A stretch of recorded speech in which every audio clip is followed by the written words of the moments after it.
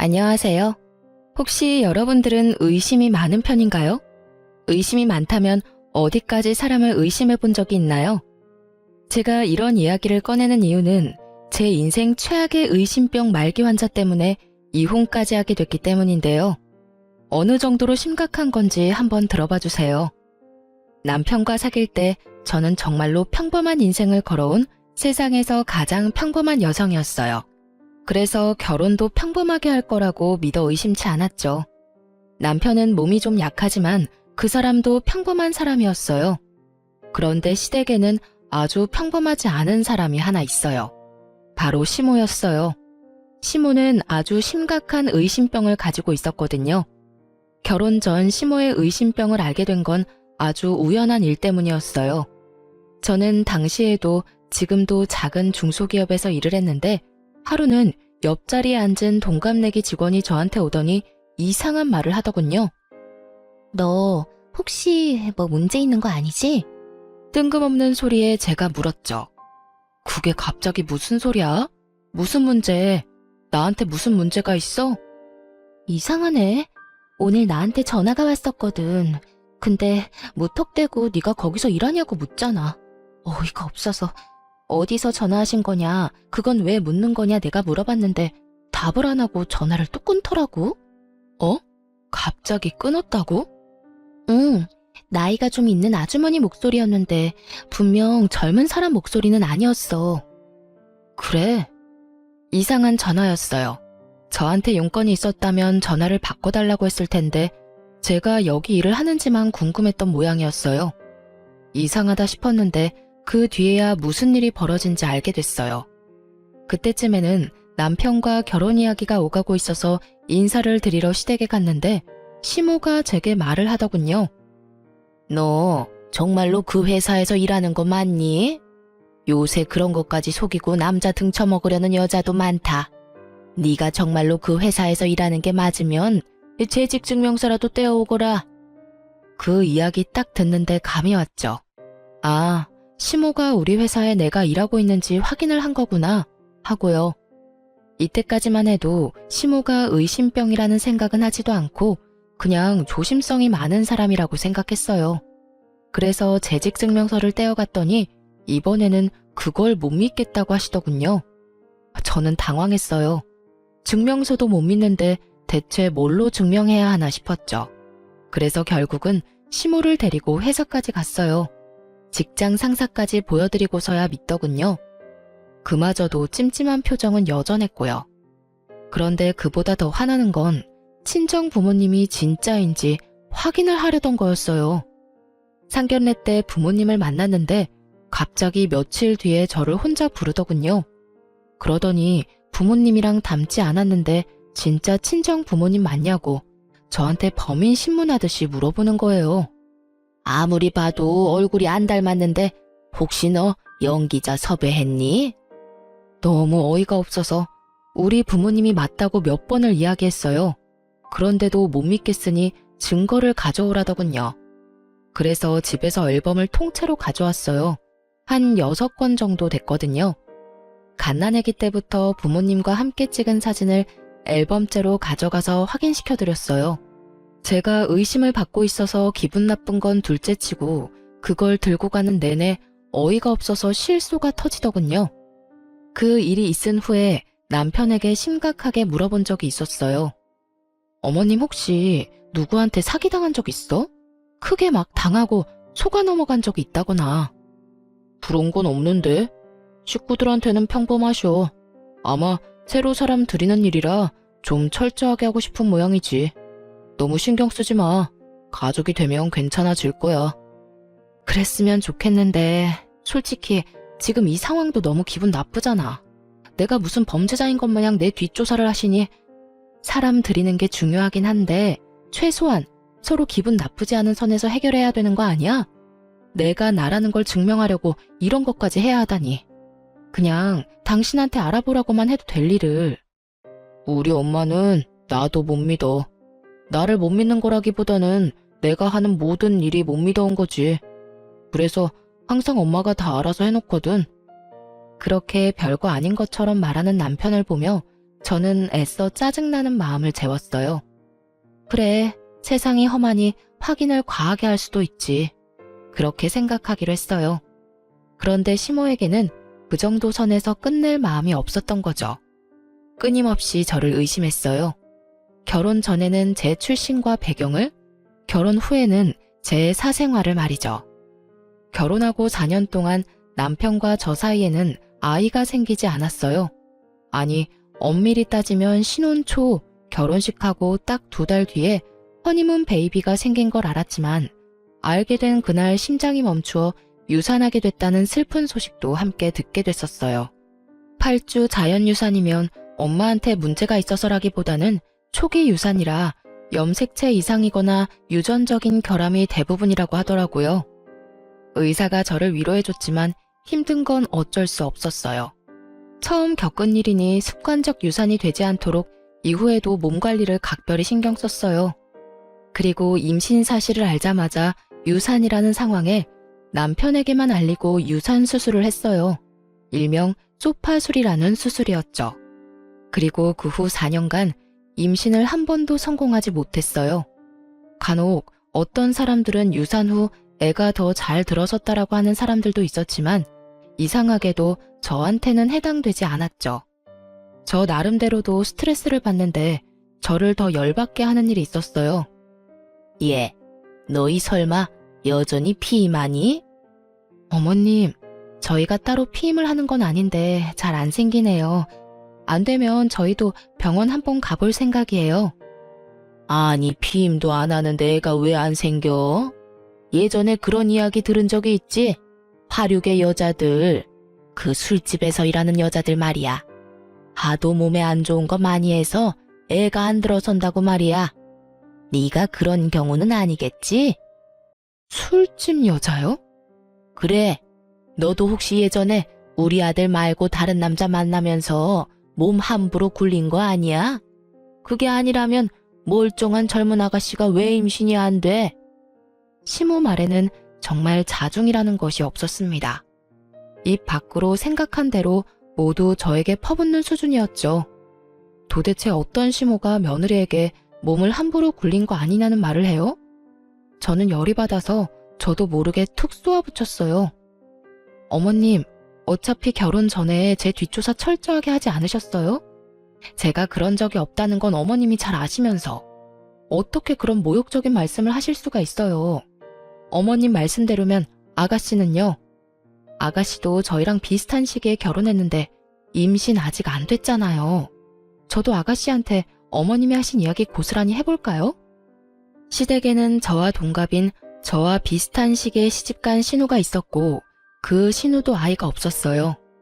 제가 신우 이야기를 꺼내니 시모 얼굴이 살짝 당황했더군요. 걘 내가 잘 알아. 그런 일 안 할 거라는 것도 잘 알고. 저도 그런 사람 아니에요. 어머님이 아무리 의심이 많으셔도 해야 할 말이 있고 하지 말아야 할 말이 있는 거죠. 세상에 며느리를 술집 여자 취급하시는 게 어딨냐고요. 그리고 이미 제 뒷조사 다 하신 거 아니에요? 다 해놓고 이제 와서 무슨 그런 해괴한 말을 하시는데요. 결국 시모는 변명을 하며 자리를 떠났고 저는 분통을 터뜨릴 수밖에 없었어요. 이 상황을 어떻게든 해결해야겠다는 생각 하나뿐이었는데 결국 산부인과에 가서 난임 검사를 해보기로 했어요. 남편과 함께 검사를 하러 갔고 검사 결과를 함께 보러 가기로 했어요. 그런데 검사 결과를 들으러 가는 그날 남편에게 바쁜 일이 생겨버렸어요. 전날 갑작스럽게 지방 출장이 잡혔죠. 혼자 가려는데 남편이 시모와 함께 가라고 하더군요. 시모가 저를 난잡한 사람 취급한다고 남편에게 말했더니 남편이 그런 오해 불식시키려면 차라리 함께 다녀오라고 했거든요. 솔직히 눈꽃만큼도 같이 가고픈 생각은 없었어요. 하지만 남편 말에도 일리는 있었어요. 가서 직접 보면 되지 않겠나 하는 생각이 들었던 거죠. 그래서 시모와 같이 병원에 갔는데 거기서부터 일이 꼬이기 시작했어요. 시모가 의사 선생님에게 한 가지 묻더라고요. 선생님, 여자가 몸을 너무 함부로 놀려도 애가 안 들어선다는데 그런 것 때문은 아닌가요? 시모의 뜬금없으면서도 무례한 물음에 의사도 당황해서 차트를 살펴보더니 말하더군요. 예? 그렇지는 않습니다. 환자분 같은 경우에 4년 전 소파술을 하시긴 했지만 그것 때문에 애가 들어서지 않는 건 아니에요. 자궁도 난소도 다 깨끗하고 좋아서 걱정할 건 없어요. 다만 이렇게 되면 원인을 찾는 것이 어려우니 인공수정이 더 나을 수도 있고요. 시모가 그걸 알고 있다고 생각한 모양인지 의사 선생님이 예전에 있었던 유산 수술을 입에 올린 거죠. 그리고 이후 시모는 단 한마디도 하지 않았고 병원을 나와서야 대로변에서 제게 날카롭게 한마디 하시더군요. 너 우리 몰래 애 지웠니? 도대체 왜 그랬어? 우리가 애를 얼마나 기다렸는지 알면서 너 혹시 그거 우리 애가 아니라서 지운 거야? 딴 남자랑 바람 피웠니? 아니면 우리 아들이랑 결혼하기 전까지 사귀고 있던 사람이 있었던 거니? 어떻게 네가 이런 식으로 우리 가족 뒤통수를 쳐? 내가 검증을 해도 모자라다는 게 이런 것 때문이야. 얌전한 얼굴로 부뚜마개로 올라가는 앙큼한 계집년이 있으니까. 어머니, 오해세요.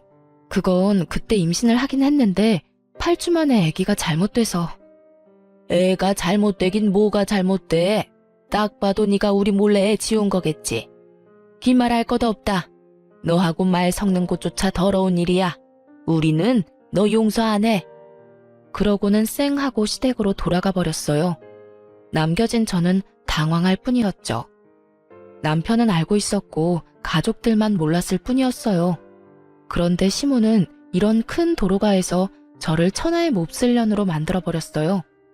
정말 어이없고 화가 났지만 아예 제 말은 듣지도 않고 저리 가버리니 여기서 혼자 화낼 수도 없는 노릇이잖아요.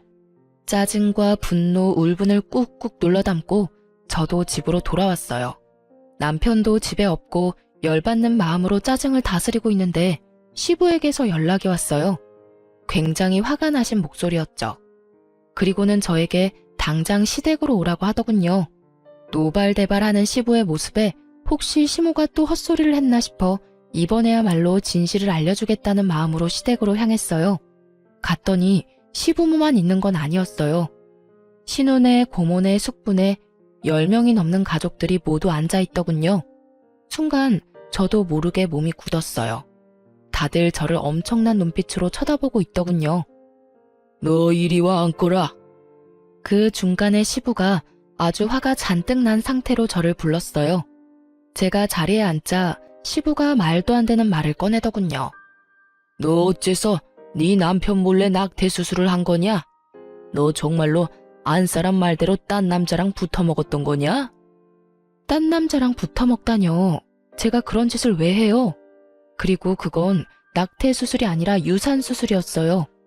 아이가 생긴지도 몰랐고 몸이 불편해 산부인과 갔더니 애가 심장이 뛰지 않아 유산 수술을 급히 할 수밖에 없었고요. 그리고 남편도 다 알고 있어요. 네 남편이 알고 있는데 왜 우리한테 이야기를 안 해? 너 지금 우리 속이려고 이러는 거지? 바람 피웠다가 남의 임신하는 바람에 지운 게 확실해요, 여보. 제가 무슨 불륜을 저질러요. 그리고 남편은 알고 있다니까요. 제발 제가 하는 말을 좀 믿어주세요. 아무리 의심이 많으셔도 그렇죠. 어떻게 며느리한테 이런 말을 하면서 다들 조심성이 없으세요? 그럼 왜 그때는 말 안 했냐? 그걸 왜 말을 해요? 애가 생긴 걸 죽은 날에 알았는데. 그럼 전화해서 애가 생겼는데 유산이래요 하고 힘든 소식을 전해드렸어야 맞는 건가요? 그리고 생각이라는 게 있으면 조용히 묻는 게 맞는 거 아닌가요? 지금 이런 식으로 사람 아픈 겨 건드는 건 잘하는 일인 거예요? 첫 애를 가슴에 묻은 며느리한테 이런 식으로 추궁하는 게 맞는 거냐고요. 그리고 그 애는 허니문 베이비예요. 다른 남자 애라고 착각할 수도 없어요. 날짜를 따져보면 제가 그때 신혼여행 때문에 일주일 동안 외국에 있었던 건 확실한 사실이니까요. 네가 하는 말을 어떻게 믿어? 네가 속이려고 할수록 우리는 너 못 믿어. 믿지 마세요. 그럼 남편 불러서 확인하시면 되잖아요. 저는 열받아서 그 자리에서 남편에게 전화를 했어요. 당신 지금 시댁으로 당장 와. 나 혼자 여기서 지금 뭐 하는 짓인지 모르겠으니까. 갑자기 무슨 소리야? 이 밤중에 출장까지 와 있는데 거길 어떻게 가? 왔다가 다시 내려가. 나 지금 가족들 다 보는 앞에서 결혼한 지 얼마 안 된 주제에 바람 피우고 애 낙태시킨 천하의 미친년이 됐거든? 지금 안 오면 당장 이혼이야? 짜증을 내던 남편이 제 말에 심상치 않음을 느꼈는지 지금 당장 올라오겠다고 하더군요. 그리고 1시간 반 만에 남편이 시댁으로 헐레벌떡 뛰어들어왔어요. 어머니, 아버지, 이게 다 무슨 일이에요? 네가 왔으니 말해봐라. 너 며느리가 애 때는 수술한 거 알고 있었니? 네, 알고 있었어요. 같이 가서 수술하고 왔어요. 남편이 그렇게 말하자 시부가 당황한 표정을 하더군요. 그럼 왜 우리한테 말을 안 했어? 뭐하러 말해요. 애가 생겼을 때 우리가 알았으면 임신 사실 알렸겠죠. 그런데 그것도 몰랐는데 병원 갔더니 유산이라잖아요. 아무것도 모르는 사람들한테 유산 소식 알려서 울적하게 만들지 말고 우리끼리 수습하자는 생각이었죠. 게다가 그때 동생 시집 간다고 난리도 아니었잖아요. 경사가 있는데 애 떨어졌다고 말해서 남의 결혼식 초칠 수도 없는 노릇이고. 신우 결혼식 이야기가 나오자 그제야 가족들이 아 하며 수긍을 하더군요. 그런데도 시모는 여전히 완강했어요. 그 애가 남편 애가 아니었을 거라고요. 엄마, 제발 좀 그만하세요. 아무리 의심이 많아도 그렇지 이런 일까지 의심하시면 어떡해요? 그리고 와이프 임신했을 때 해외에서 저랑 완전히 딱 붙어 다녀서 다른 남자 만날 겨를도 없었어요. 신혼여행 끝나고 와서 집 정리할 때도 같이 있었고요. 의사한테 이야기 다 들은 거 아니에요? 네가 아무리 옹호해주려고 해도 내 눈은 못 속여. 내가 아무리 생각해도 의심스러워서 그래. 그 뱃속의 태아가 네 아이가 맞는지 확인은 했었어야지. 그리고 수술이 1번이었을지 2번이었을지 누가 아니? 의사도 모른다는데 너도 모르겠지. 분명히 너 아닌 다른 놈이랑 붙어 먹었을 걸. 어머님, 그만하세요. 이쯤 하면 이제 되지 않으셨어요? 제가 불륜을 했으면 증거를 가져오시라고요. 매번 의심만으로 사람 이런 식으로 이상한 소문 내지 마시고요. 아니면 제 몸에 도청기의 위치 추적 장치라도 달아야 속이 시원하시겠어요? 결혼 전에 뒷조사하고 저희 회사에 재직 중인 거 확인할 때부터 이 결혼 안 하겠다고 난리 피웠어야 했는데 너무 한탄스러울 뿐이네요. 됐어요. 이제 이런 대화조차도 진절머리 나네요. 여보, 우리 이혼해. 난 이런 식으로는 못 살아. 고부 갈등이 문제가 아니라 나를 있는 그대로 안 보고 무작정 의심부터 하는 시어머니하고 못 살겠어. 그러니까 이혼하자. 무슨 소리야. 난 절대 이혼 못 해줘. 나랑 사이가 나빠진 것도 아니고 엄마랑 사이 틀어졌다고 이혼이라니. 조금만 더 생각해봐. 나는 알잖아. 당신이 바람 피울 사람 아니라는 거. 남편은 저를 살살 달래더군요. 그래도 용서할 생각 없었어요. 다음에 딱 한 번만 더 시모가 이런 일을 벌이면 당장이라도 이혼하겠다고 마음을 바짝 먹고 있었죠. 그런데 그 다음에 사고를 친 사람은 시모가 아니었어요. 바로 남편이었죠. 제가 시모와 한창 싸우고 이혼 이야기를 꺼내고 한 4-5달이 지났을 때였어요. 저와 남편은 각각 차를 한 대씩 가지고 있었는데 남편이 가끔 제 차를 타는 일이 있었거든요. 저는 차를 아주 가끔씩만 탔기 때문에 가끔 남편이 필요할 때 빌려주곤 했어요. 그런데 하루는 그 차를 몰고 친구를 만나러 나갔다가 주차된 차로 다시 왔더니 앞 범퍼가 다 깨져 있더군요. 사고를 낸 사람은 없고 사고가 난 차만 있으니 가장 먼저 블랙박스부터 뒤졌어요. 그리고 차 사고보다 더 경악할 만한 소리를 먼저 찾아내게 된 거죠. 자기야, 오늘은 다른 차네? 와이프 차야? 와이프는 차 안 몰아. 그냥 장식품이나 마찬가지지.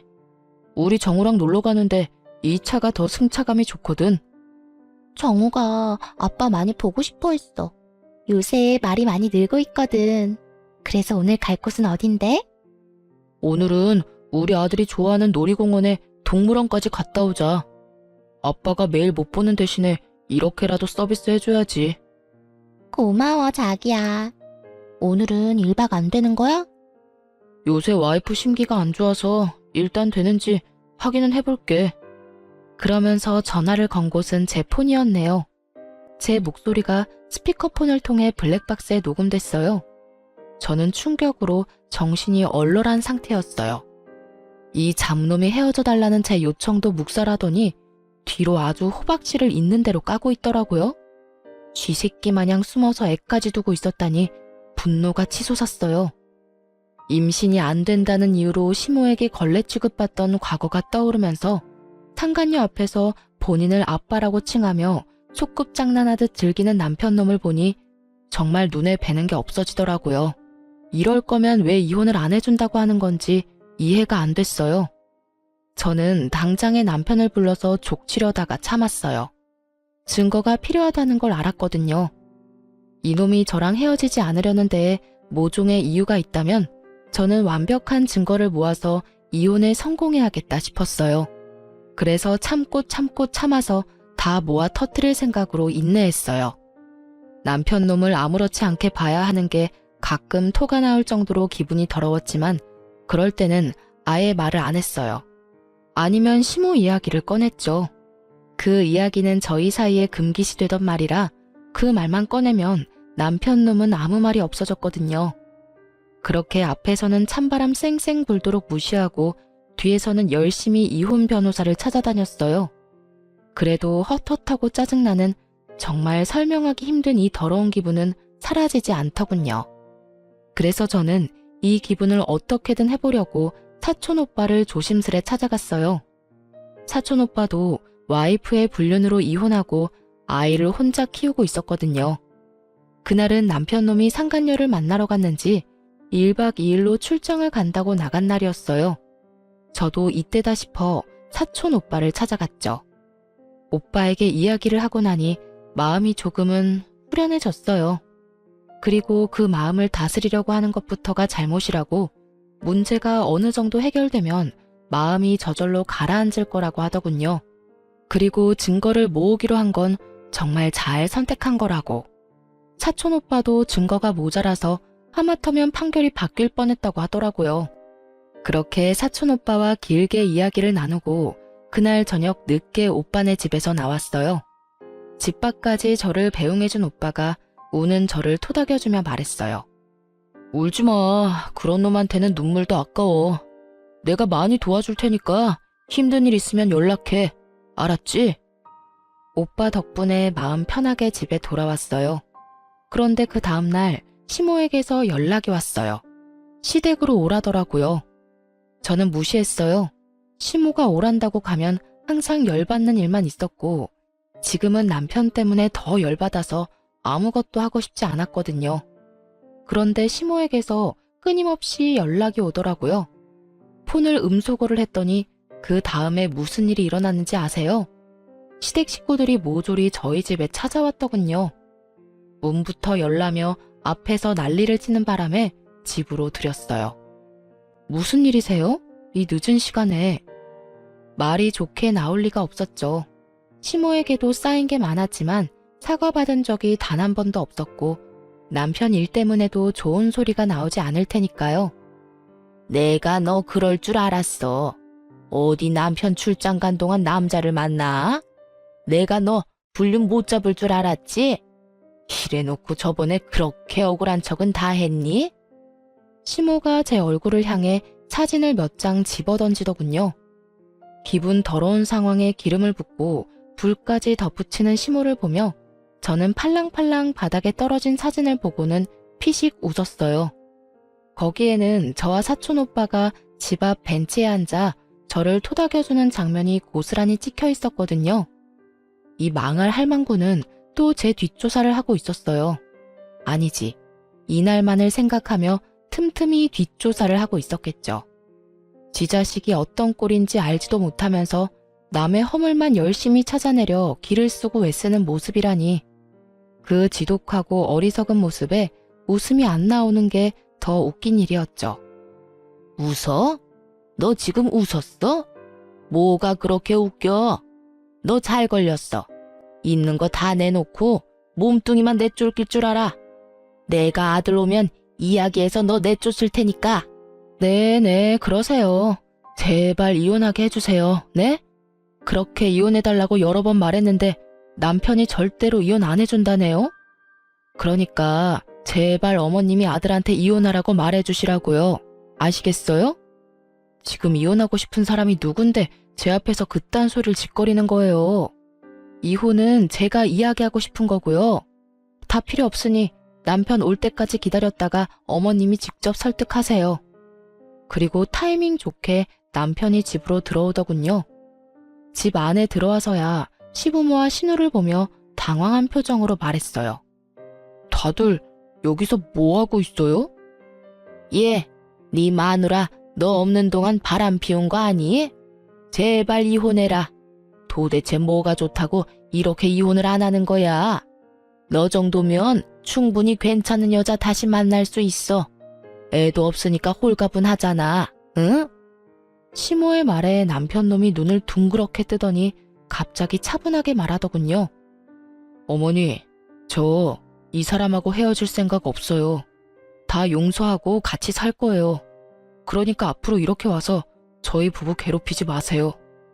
갑자기 귀신 씨나라 까먹는 소리하는 남편놈을 보며 제가 더 궁금해졌어요. 시모는 아예 개거품을 물고 넘어가고 있었죠. 왜 이혼을 안 한다는 거야? 네가 뭐가 모자라서? 이 엄마의 타서 죽는 꼴 보고 싶어? 이런 여자를 어떻게 가족으로 놔둬? 어머니도 당신도 할 이야기 있으니 잘 들어줘. 사실은 내가 당신을 이렇게라도 용서하고 같이 살려는 이유는 하나야. 나 사실 오늘 병원 갔다 왔어. 저번 건강검진 결과가 안 좋아서 재검사하러 갔는데 간암 2기라고 해. 그래서 당신 용서하고 당신이 내 곁에 계속 있어줬으면 좋겠어. 아들, 그게 정말이야? 네가 왜 암에 걸려? 도대체 이게 다 무슨 일이냐? 그러니까 어머니, 저 이 사람하고 이혼 안 해요. 아니, 못 해요. 그래, 이혼은 안 되겠다. 아무리 악처라도 남편이 이렇게 아프면 수발 들어야지. 그리고 그렇게 해서 자기가 저지른 일 속죄하는 거고. 와, 그 순간 뒤통수 세게 맞은 기분이 들었어요. 정말로 펀치를 제대로 맞아서 뇌가 흔들리는 기분이랄까요? 이 미친놈은 저한테 수발 들라는 말을 하고 있더군요. 제 약점을 잡았다는 기분에 사로잡혀서 이 기회에 저를 부려먹으려는 생각으로 말만 자기 곁에 있으라는 거지. 이건 따지고 보면 옆에서 병수발 들라는 거랑 다를 바가 없잖아요. 상간녀랑 헤어진 것도 아니면서, 상간녀랑 사이에 애도 있으면서, 고작 자기 몸 하나 건사하자고 저한테 용서 운운했다는 생각에 정말 머리부터 찬물을 뒤집어 쓴 것처럼 덜덜 떨리기 시작했어요. 게다가 이혼하라고 그렇게 난리 피울 땐 언제고 남편 아프다는 거 알자마자 이혼은 안 된다는 시모를 보니 자기들만 생각하는 지독한 이기주의와 못된 마음 씀씀이에 열이 너무 많이 받더라고요. 아프다고 용서를 받을 줄 알았다면 오산이죠. 오히려 천벌받을 짓 해서 천벌 제대로 받은 모양인데 그걸 왜 제가 불쌍하다 생각할 거라고 짐작하는지 저는 제 인생이 제일 불쌍한 것 같은데 말이죠. 간암이라? 간암이면 뭐 내가 왜 당신 옆에 있어야 해? 내가 바람 폈으니까 당신 수발을 무조건 들어야 한다 이거야? 그리고 어머님, 속죄요. 무슨 속죄 말하는 거예요? 지은 죄가 있어야 속죄를 하죠. 그리고 당신이 뭔데 날 용서해? 너 사진 봤어? 그 사진의 남자가 누군지 진짜 못 알아보겠어? 내가 직접 너한테 소개까지 시켜준 내 사촌 오빠인데? 제 말에 그제야 남편놈이 사진을 유심히 보고는 제 눈치를 보더군요. 그러네? 내가 못 알아봤어. 얼굴 많이 수척해지셨구나. 저번에 와이프가 바람나서 이혼했다던 그 사촌 오빠 맞지? 그래. 근데 네가 뭔데 나한테 용서를 운운해? 내가 진짜로 바람 피웠다고 착각이라도 한 거야? 여보, 당연히 나는 당신이 바람 피울 거라고 생각도 안 했지. 그리고 폈더라도 나는 당신을 용서했을 거야. 그게 내 진심이고. 이게 진짜 사촌 오빠라고? 이번에는 시모가 믿기지 않는지 저한테 묻더군요. 네, 큰아버지 아들이요. 왜요? 제 뒷조사는 했는데 그쪽 뒷조사는 못했나 보죠? 제가 저희 큰아버지 소개시켜드릴까요? 보시고 직접 말씀하실래요? 뭐 어차피 못 믿을 거 뻔하니까 그럼 다른 거 보여드릴까요? 눈이 번쩍 뜨일 만큼 좋은 건데? 저는 열받아서 가방에서 제가 모았던 증거들을 모조리 꺼내 거실에 패대기 치듯 뿌렸어요. 제 뒷조사할 시간에 아드님 뒷조사도 같이 하셨어야죠. 그러면 좋은 거 보셨을 텐데요. 보세요. 예쁜 상간녀랑 아이까지 낳고 오순도순 두 집 살림 차려서 살고 있잖아요. 이 아랫돌이 절조도 없는 바람둥이 새끼가. 제 말에 남편놈 얼굴이 완전 사색이 됐어요. 허옇게 질린 꼴이 참 통쾌했죠. 그런 주제에 뭐? 용서? 내 곁에 살고 싶어? 에라이 천하의 쓰레기 같은 인간아. 네가 빌어먹을 상간녀랑 헤어지지도 않았는데 내가 왜 수발을 들어? 간병인을 원하는 거면 고급 인력 공짜로 쓰려고 하지 말고 돈 주고 사람을 써. 불륜까지 저지르고 애까지 싸질러 놓은 놈이 지금 와이프한테 간암이라면서 수발 들라고 요구를 해? 너 같으면 해주겠냐? 여보, 이건 아니야. 나는 다 정리했고, 아니 정리할 생각이고. 그제야 자기의 완벽한 계획에 금이 가기 시작한 걸 알게 된 남편놈이 저에게 헛소리를 실실 해대더군요. 정리를 할 생각이야? 그러면 나한테 간암 걸렸다 이야기하기 전에 정리부터 하지 그랬어. 여전히 잘 만나고 있는 주제에 정리를 할 생각이었다? 웃기지도 않네. 아니, 이 집 구석은 도대체가 다들 제정신인 사람이 없어? 시어머니라는 사람은 며느리 뒷조사하느라 혈안이 돼서 남의 사촌 오빠랑 찍힌 사진을 불륜이랍시고 난리를 피우질 않나. 남편이라는 작자는 상간녀의 혼외자 정리는 하나도 안 하고 지 간암 걸렸다고 병수발을 들라고 하질 않나. 뻔뻔하고 상식 없는 것도 유전이야? 야, 어떻게 이렇게 예의 없는 소리를 하는 거야? 이 불륜남이 사촌이라는 증거가 어딨어? 증거. 그놈의 증거 좀 그만 좀 찾으세요. 증거 100가지 보여줘도 믿을 생각은 하나도 없는 사람이 대체 증거는 왜 가져오라는 건데요? 다 필요 없고 법정에서 진짜인지 가짜인지는 판사랑 변호사들이 열심히 가려줄 테니까 거기서 확인하세요. 설마 판사 변호사도 못 믿는다는 건 아니겠죠? 그리고 이딴 식으로 가족들 불러 모아서 제욕하고 저를 불륜이나 일삼는 미친년으로 만들려고 한 것도 법정에서 모조리 다 따질 거니까 그렇게 알아요. 그래 봐야 네가 유책 배우자야. 이거 다 조작된 거지? 우리 아들 불륜도 조작이지? 증거가 아무리 많아도 믿지 않으려는 사람에게는 휴지 조각이나 다름없죠. 지 자식 불륜 소식은 또 철석같이 아니라니 더 할 말이 있나요? 특기 있으시잖아요, 뒷조사. 제 뒷조사하느라 아들 뒷조사는 한 적 없죠? 한번 해보세요. 이혼 전에 예비 며느리 뒷조사도 하셔야 되지 않아요?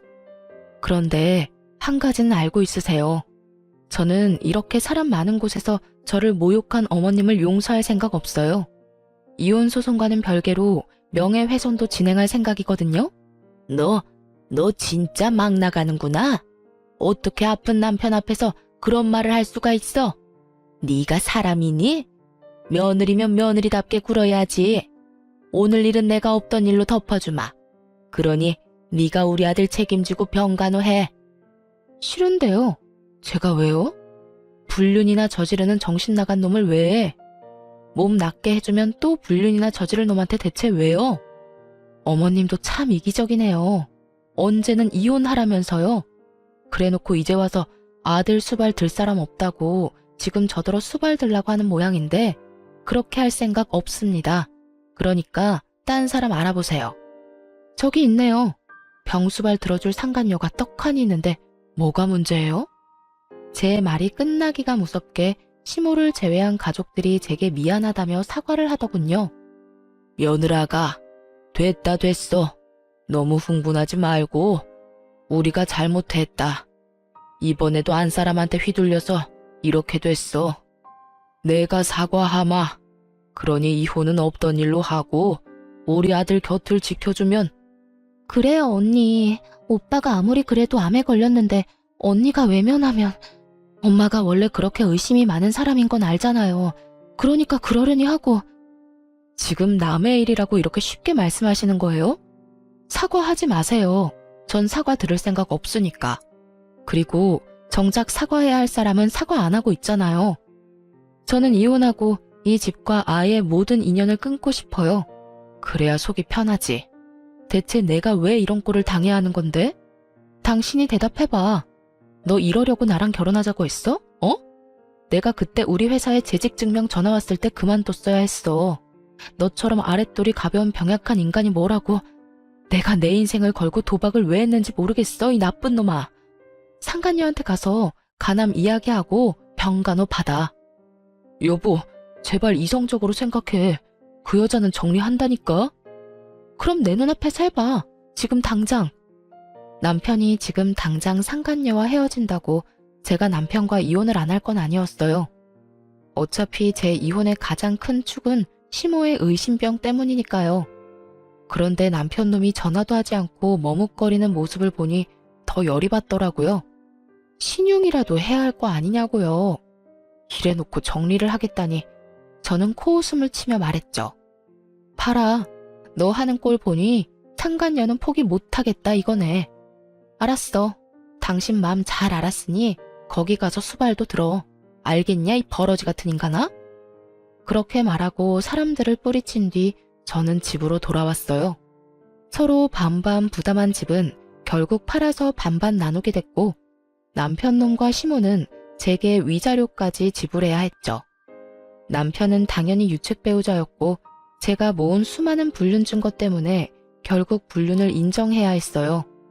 그리고 제가 불륜을 저질렀다는 어이없는 주장을 하던 시모에겐 결국 타촌 오빠의 존재가 확실시되며 불륜으로 볼 수 없다는 판결까지 받았던 거죠. 그리고 저는 한술 더 떠서 시모에게도 위자료 청구했어요. 결혼 기간 내내 제 뒷조사를 하고 많은 사람 앞에서 저를 걸레 같은 년으로 만들어준 덕분에 저는 시댁으로부터도 위자료를 받을 수 있게 됐죠. 이혼 판결은 이렇듯 저에게 유리하게 해결됐어요. 저는 그 팔아버린 집에서 애초에 나와 작은 방을 전세로 얻었어요. 그런데 남편놈이 여전히 상간녀랑 잘 지내는 것 같더라고요. 아무리 생각해도 남편놈이 자기 아프다는 이야기를 상간녀에게 안 한 것 같았어요. 저번에도 제 앞에서 헤어지라고 했는데 안 헤어진 거 보면 아프다고 스스로 이야기할 수 없었겠죠. 누가 결혼도 안 했는데 병수발부터 들고 싶겠냐고요. 그렇게 의심하던 차에 상간녀가 자기 카톡 프로필 사진에 두 사람이 결혼식장을 알아보러 다니는 사진을 올렸더라고요. 그래서 옳다구나 싶어서 상간녀에게 전화를 걸었죠. 축하해요. 결혼하시나 보네요. 참 대단하네요. 간암 걸린 남자 뒤치다꺼리도 마다하지 않는 희생 정신인가요? 지금 무슨 말 하시는 거예요? 당신이 주워간 쓰레기 간암 걸렸다고요. 저한테 들러붙어서 이혼 못 해준다는 거 겨우 떼어냈죠. 불륜남 데리고 사는 것도 역겨운데 그놈 수발 들어야 한다니까 앞날이 아주 지옥이더라고요. 그래서 수단과 방법을 안 가리고 이혼했고요. 그런데 그런 물건도 좋다고 가져가는 사람이 있어서 신기해서 연락해 봤네요. 잘 어울려요. 쓰레기 줍는 싱글맘이랑 하자 있는 쓰레기. 오래오래 잘 살아야 돼요. 아, 이 말은 진심이에요. 또 어떤 불쌍한 여자가 하자 있는 쓰레기를 가져갈까봐 심히 걱정되거든요. 제가 빈정거리자 상간녀가 잠시만요 하더니 수화기 너머로 탁 하고 폰을 놓는 소리가 들리더군요. 누군가와 대화하던 중이었는지 폰 너머로 그 망할 시모의 목소리가 들려왔어요. 아가씨가 우리 아들이랑 만나는 사이라고 하니 내가 확인할 게 있어서 불렀어요. 우리 아들하고 결혼하고 싶으면 그쪽 아들 친자 검사 확인서 떼어와요. 지금 나랑 같이 가서 검사하고요. 혹시 조작하려는 것일 수도 있으니까. 나는 집안에 이상한 사람 못 들여요. 저번 며느리도 마음에 안 들었는데 두 번째도 실패할 생각은 없어요. 시모는 여전하더군요. 불륜으로 재혼하는 주제에 뒷조사는 확실히 하겠다는 모습이 참 가관이었습니다. 이 와중에도 의심병을 못 버린 걸 보니 사람이 참 한결같다고 해야 하나? 그런데 상간녀의 말이 더 웃겼어요. 결혼을 하고 싶으면 친자 검사를 하라고요? 근데 웃기네요. 누가 아픈 놈하고 결혼해서 자기 팔자를 꼬아요? 그리고 당신 나한테 왜 가남이란 이야기 안 했어? 그런 말도 안 하고 속이고 결혼할 작정이었어? 어쩐지 서두르는 이유가 있었네. 그렇게 수발들 사람 하나 옆에 붙여두시겠다? 자기야, 아니야. 그런 거 아닌 거 알잖아. 내가 자기를 얼마나 아끼고 사랑하는데. 그런 거 절대 아니고 우리 애를 위해서도 아빠가 있으면 좋잖아. 그리고 나 가남이라고 해봐야 이기일 뿐이고 이 정도면 치료받으면 금방 좋아진다고 했어. 근데 내가 궁금한 게 있었는데 당신 결혼은 무슨 돈으로 할 생각이었어? 상간녀의 뜬금없는 말에 남편 놈이 당황하는 목소리가 들렸어요. 어? 그게 무슨... 집도 팔았고 위자료도 내 몫까지 다 냈고 당신 어머니 위자료도 당신이 냈다며? 당신은 집도 없고 아무것도 없는 빈털터리인데 내가 왜 당신이랑 결혼을 해? 나는 당신이 온전히 그 집에 있는 상태로 그 집에 들어가고 싶었던 거지. 아무것도 없는 인간한테 시집가고 싶었던 게 아니거든? 넌 머리가 그렇게 안 돌아가? 보자 하니까 이 아가씨가 눈에 뵈는 게 없어. 어디서 그딴 말을 내뱉어? 너도 같이 바람 피웠잖아. 따지고 보면 네가 우리 아들이랑 바람 피는 통에 아들이 이혼까지 하고 돈까지 잃게 된 거지. 그걸 왜 우리 아들 탓을 하고 난리야? 왜 그게 제 탓이에요? 분류는 혼자 해요? 저 좋다고 따라온 놈이 저놈이라고요. 기가 차서 이런 식으로 사람을 엮으려고 했다 이거지? 그럼 내가 당신이 나 포기할 수 있도록 말해줄게. 친자검사 그딴 거 할 필요도 없어. 내 아이는 네 아이가 아니니까. 검사해봐야 너만 괴롭고 나는 이제 결혼할 생각도 없어. 몸은 고장나서 돈도 못 벌지. 그 와중에 전추한테 돈 다 털리고 아무것도 없는 놈이 감히 나하고 재혼을 하겠다고? 김칫국 열심히 혼자 퍼마신 모양인데 나는 그럴 생각 없으니 2번 다시 연락하지 마. 그 말과 함께 상간녀 전화도 끊겨버렸어요. 상간녀도 대단한 사람이더군요. 그리고 두 사람은 충격이 상당한 모양이었어요. 얼마 안 돼서 전 시모가 제 직장 앞에 찾아왔더군요. 보자마자 웃긴 말을 하는데 정말 어이가 없었어요. 너희 이혼은 무효야. 네가 불륜이 아닌데 왜 이혼을 해? 우리는 너한테 속은 거야. 네가 이혼이 하고 싶어서 우리를 속인 거라고. 우리 아들이 아프니까 네가 먼저 이혼하려고 사촌이랑 짜고 친 거 내가 모를 줄 알아? 저도 간암 걸린 거 그때 처음 알았거든요. 그리고 불륜이 아니라고 했는데 제가 불륜을 피웠다고 우긴 것도 다 아줌마 아니었어요? 이혼은 남편보다 당신 때문에 더 하고 싶었던 거고 남편은 거기 쐐기를 박은 건데 더 할 말이 필요한가요? 안 된다. 제발 이혼 무효로 해. 너마저 거절하면 우리 아들 아플 때 누가 수발 들어줘? 내가 미안했다. 앞으로는 너 뒷조사 하지도 않고 나쁜 말도 안 하마. 그러니까 우리 아들 옆에만 좀 있어다오. 그 상간녀는 우리 아들 버리고 떠나갔어. 애도 다른 남자애라니. 몇 번을 물어도 제 대답은 똑같아요. 그리고 아들이 그렇게 불쌍하면 아줌마가 직접 열심히 수발들면 되잖아요.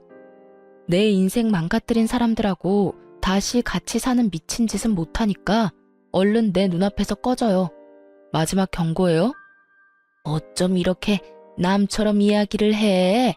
그래도 몇 년이나 같이 살았던 부부잖아. 이제 와서 부부라고 인정하듯 말하는 꼴이라니 어이없어서 말도 잘 안 나오더라고요. 남이죠. 이혼했으니까. 그리고 앞으로 연락도 없이 일하는 곳 사는 곳에 찾아오지 마세요. 만약 이런 일로 찾으면 스토커랑 사생활 보호 위반으로 경찰에 신고할 거니까. 옛날에는 며느리라는 이름으로 다 피해갈 수 있었던 일도 이제는 남이라서 다 위법인 거 몰라요? 결국 제 으름장을 듣고 나서야 아무런 수확도 없이 떠났어요. 나중에 알게 됐어요. 저와 이혼하고 상간녀한테도 버림받은 전 남편이 간암으로 치료받는데 예후가 좋지 않아서 여전히 투병 중이라는 것. 그리고 다 늙어서 그런 아들 자식 수발들다가 스트레스 때문인지 치매를 얻어서 요양병원에 입원하게 된 시모의 소식을 말이죠. 누군가는 참 불쌍하다고 하는데 저한테는 불쌍한 게 아니라 자기가 한 행동의 결과를 그대로 받은 것 뿐이거든요. 의심병이 심해서 며느리를 감시하고 조사하고 이상한 소문이나 퍼뜨리는 시모나 불륜 저지르면서 자기 수발은 마누라한테 들도록 만들려는 파렴치한 자식이나 똑같은 사람들이잖아요. 이렇게 저는 그 지옥 같은 의심병 환자와 하자 있는 쓰레기에게서 벗어날 수 있었어요. 의심이라는 게 어떨 때는 꼭 필요한 것이긴 하지만 가족에게까지 너무 과하게 의심을 하다 보면 언젠가는 사람을 잃게 되는 법이라는 걸 그 사람들은 몰랐나 봐요. 시모도 그런 시모에게 휘둘리던 가족들도 그리고 그런 걸 이용해 바람까지 핀 남편도 결국에는 주변 사람을 잃게 됐으니까요. 저는 이번 이혼으로 너무 힘들었기에 다시 가족을 만들 생각은 없어요. 의심을 하는 것도 의심을 당하는 것도 이제는 더 이상 못할 짓이라고 생각하거든요. 글을 쓰다 보니 길어졌네요. 이만 제 사연을 마치도록 하겠습니다. 여러분 좋은 하루 되시고 응원의 한마디 남겨주시면 제게 큰 힘이 될 것 같아요. 모두 감사합니다.